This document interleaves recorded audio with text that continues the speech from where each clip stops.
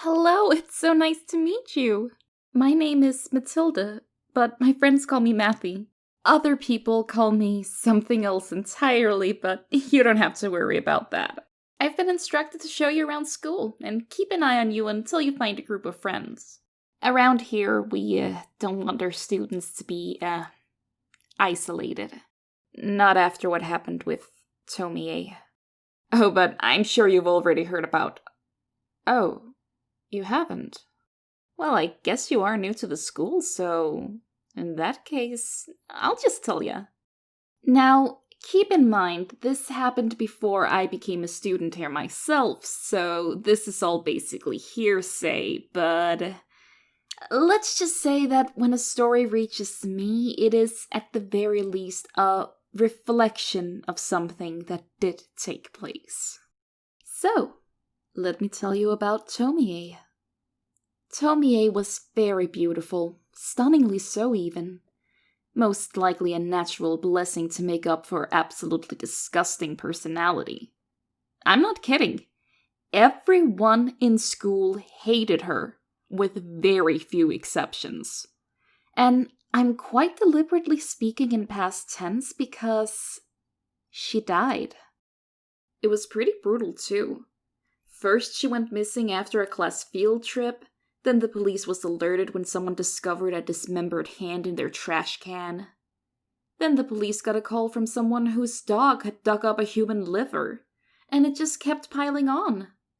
More and more body parts, and of course Tomie's parents feared the worst while hoping for the best. But their hopes were dashed when the lower jaw was discovered, and the teeth lined up with Tomie's dental record. Naturally, everyone were quite spooked. Someone insane enough to chop up and spread out the body parts of their murder victim? And a young girl at that! Everyone were fearing it was a serial killer. Except, of course, for those who thought it was someone Tomie had pissed off. Like I said, basically no one liked her. She had the reputation of leading boys on, then dumping them, stealing boyfriends, cheating on them, and just plain being a real slut. But, of course, no one were willing to verbalize those suspicions at the moment. So, suffice it to say, all the students at Tomie's school, including her class, were instructed to walk home in groups from now on, which explains her school's policy now. But, that's not where the story ends. What? You thought it would really end like that? How naive! We are nowhere near done crawling through this rabbit hole. Because Tomie? She came back.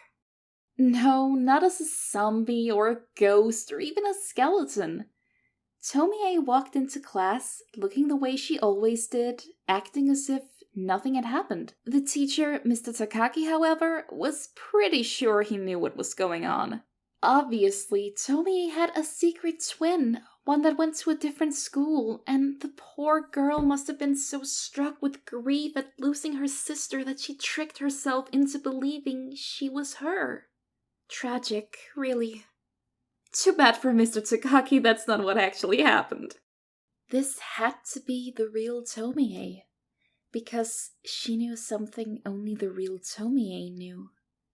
Her secret affair with Mr. Takaki. And when she embraced him, confessing her undying love for him, asking him if they were still going to get married once Tomie graduated, well, as Takaki's lungs were filled with the scent of his Tomie, a girl that should have been dead, he must have realized it was really her. And how did he react? Was he overtaken with joy, euphoric in the belief that his lost love had returned from the dead, that their love had conquered the Grim Reaper himself? Oh, don't be silly. This isn't that kind of story. Need I remind you that Takaki was Tomie's teacher? Or maybe you'd like to know that Mr. Takaki was already married? No. This isn't the story of true love triumphing over death. There was something about this situation that made Takaki snap. Perhaps it was being embraced by a dead girl, but we can't be sure. At this point, I should probably mention that when I said most people hated Tomie, I mean most. As in, there were only 2 other students left in school that liked her. Her childhood friend Reiko, and her previous boyfriend Yamamoto. Reiko, who had wished more than anything that her friend would somehow return, saw Mr. Takagi be dragged out of the school, screaming like an absolute madman, trying to fight off the other teachers who were pulling him towards the ambulance. She also saw how Tomie began clinging to Yamamoto once Takagi was taken care of. Oh? Why was she clinging to her ex-boyfriend? Oh no, you must have misunderstood. When I said previous boyfriend, I meant the boy she was dating at that time, not her ex. Looks like the rumors about Tomie were true since she was cheating on her boyfriend with her own teacher. So Yamamoto was freaked out, of course. He didn't want to end up like Mr. Takagi. And Tomie? Well, she couldn't understand what was going on. Why were everyone in the class acting so weird around her? She was used to other people treating her coldly, but now even Reiko was ignoring her. Was it because she had slept with Mr. Takagi? Reiko, on her part, was starting to doubt that Tomie actually died. Maybe it had all been a terrible nightmare. The funeral, the police investigation, throwing Tomie's heart over the bridge. Oh, were you surprised to hear that? No, Reiko didn't kill Tomie. The entire class did. You see, during that field trip, the last time anyone had supposedly seen Tomie, well, it took place in a rather mountainous area. After everyone had done their schoolwork, the students were allowed to goof around and have some fun. Mr. Takagi had sat down on a cliff, decided to take a smoke break, and Tomie had joined him. After all, she was very mature for her age, not like her childish classmates.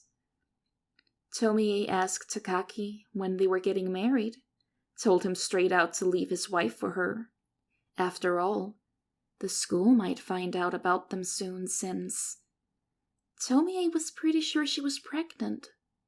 With Takaki's child at that. Well, it just so happens that Yamamoto overheard the conversation. Poor Yamamoto, the latest boy to be betrayed by Tomie. Yamamoto grabbed her by the arm. Tomie begged him to let her go. When he didn't, and kept pressing her for answers, Tomie admitted that she had been sleeping with Mr. Takagi, and Yamamoto hit her. Tomie, Yamamoto, Takagi, and all the students who had been watching from under the small cliff were stunned into silence. Tomie grabbed her cheek in pain, calling Yamamoto a monster.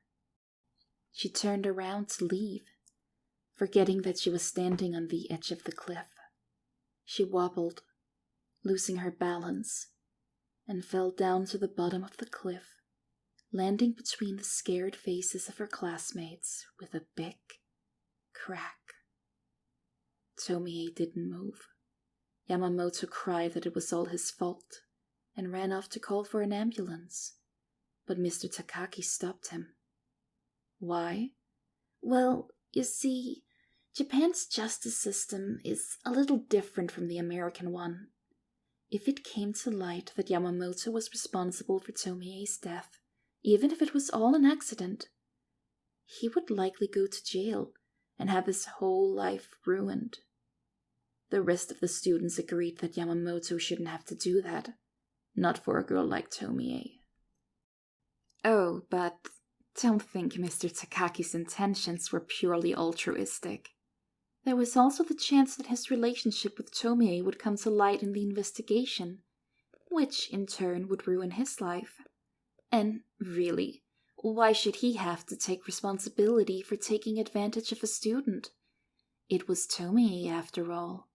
She deserved it.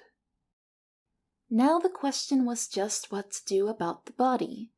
Well, from one student to another, the best way to hide a body is to eat it, but Well, let's just say you'll have to wait a bit for that solution.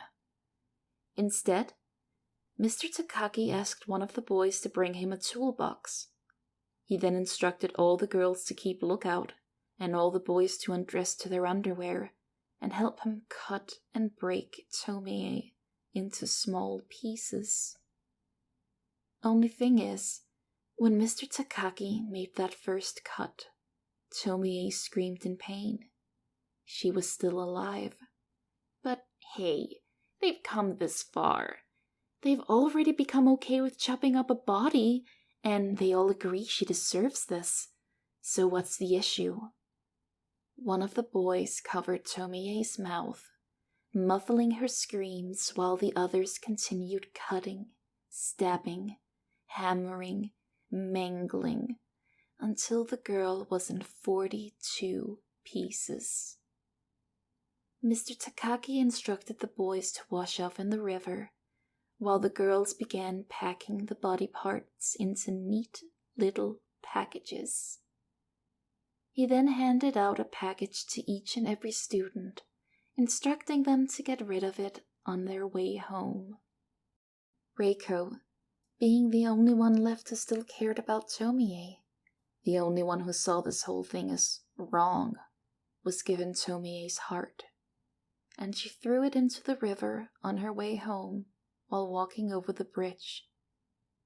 That's why Reiko knew none of this was a dream, why this Tomie had to be a ghost.